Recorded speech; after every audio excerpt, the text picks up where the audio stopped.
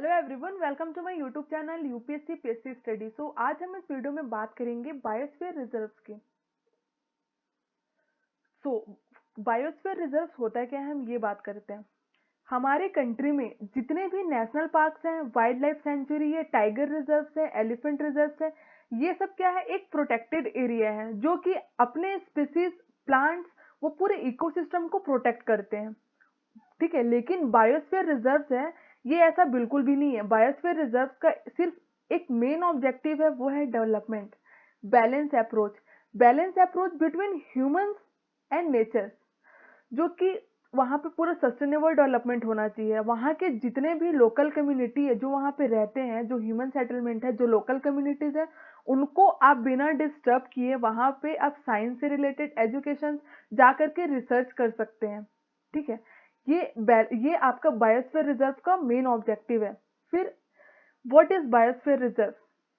An ecosystem with plant and animal of unusual scientific and natural interest. एक ऐसा ecosystem जिसमें कुछ unusual हो, जैसे कि scientific interest and cultural interest and natural interest. वो पूरा जो एरिया होता है ना, वो पूरा जो इकोसिस्टम होता है ना, वही एक बायोस्फीयर रिजर्व बनता है। ओके, सो ये बात करते हैं कि बायोस्फीयर जो रिजर्व होता है वो कौन डिक्लेयर करता है इंडिया में। जो स्टेट है एंड सेंट्रल गवर्नमेंट है, ये दोनों डिक्लेयर कर सकती हैं अगर वो नॉमिनेट है यूनेस्को साइड से तो।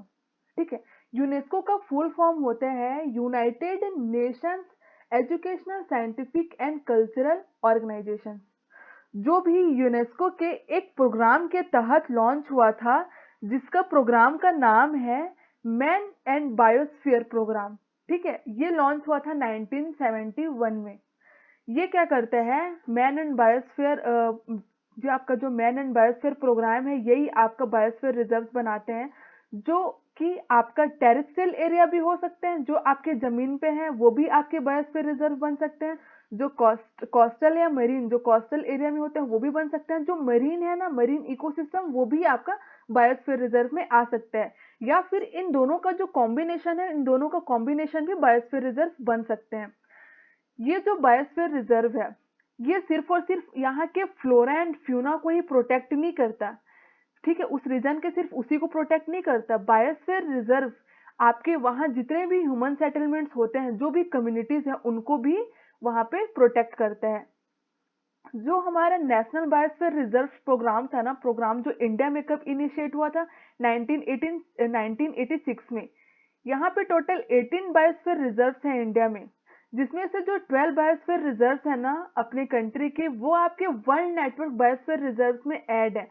जो आपके यूनेस्को के मैन एंड बायोस्फीयर प्रोग्राम है ना, उस लिस्ट में सिर्फ और सिर्फ 12 ही ऐड है। और सबसे इम्पोर्टेंट ये है कि ये जो बायोस्फीयर रिजर्व है, इसका एम क्या है? इसका एम सिर्फ और सिर्फ ये है to get a balance relationship between mankind and nature, balance approach between humans and nature for development. यही सिर्फ और सिर्फ इसका मेन एम है।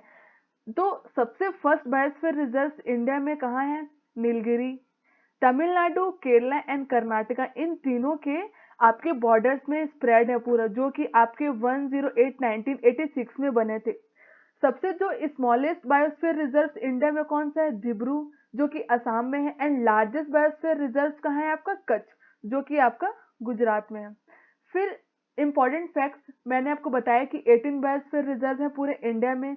जो आपके 12 बायोस्फीयर रिजर्व है ना, वो आपके यूनेस्को के मैन एंड बायोस्फीयर में प्रोग्राम में ऐड है, सिर्फ लिस्ट में उतने ही ऐड है। ये जो रेड कलर से जितने भी आपको दिख रहे हैं ना, ये सब आपके world network of biosphere reserve में ऐड है, जिसमें से ये एक पन्ना है, ये आपका 2020 में न्यू ऐड हुआ है।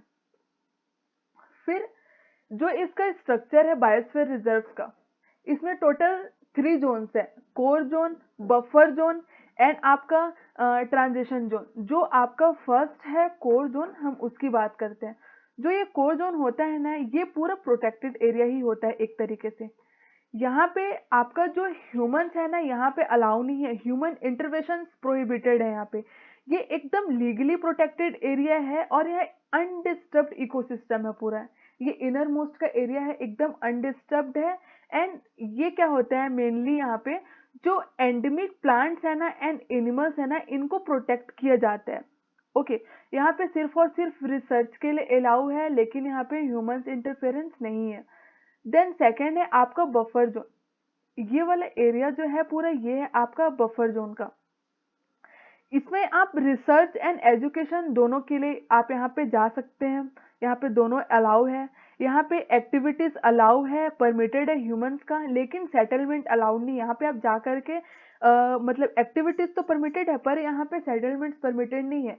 और लेकिन आप वहाँ पर जाएंगे तो एक चीज आपको ध्यान रखना पड़ेगा, जैसे कि आपका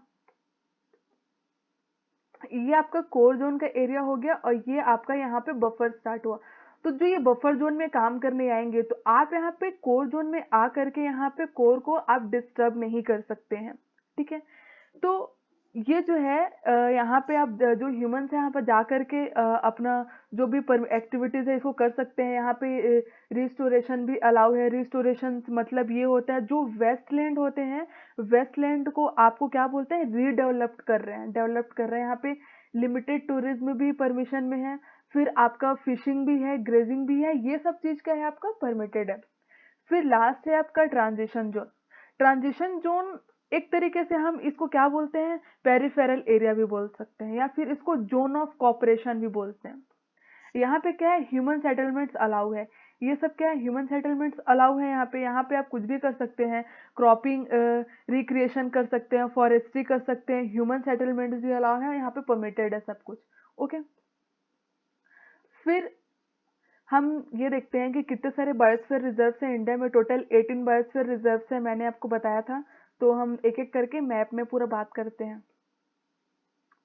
ठीक है। तो सबसे फर्स्ट जो बायोस्फीयर रिजर्व हिमाचल प्रदेश में है, वो है आपका कोयल डेजर्ट। देन आपका नंदा देवी उत्तराखंड में है। फिर रन ऑफ कच्छ है गुजरात में। देन आपका कर्नाटका, केरला एंड तमिलनाडु के पूरे बॉर्डर्स में स्प्रेड है, ये है नीलगिरी। फिर आपका केरला एंड आपका तमिलनाडु में स्प्रेड है अगस्त्यमलाई।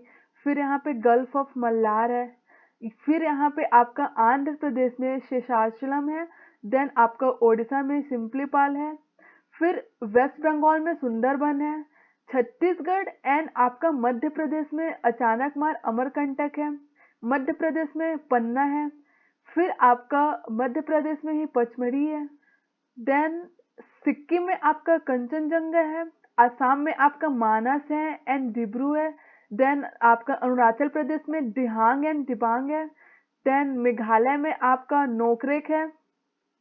एंड लास्ट आपका अंडमान एंड निकोबार आइलैंड में ग्रेट निकोबार है।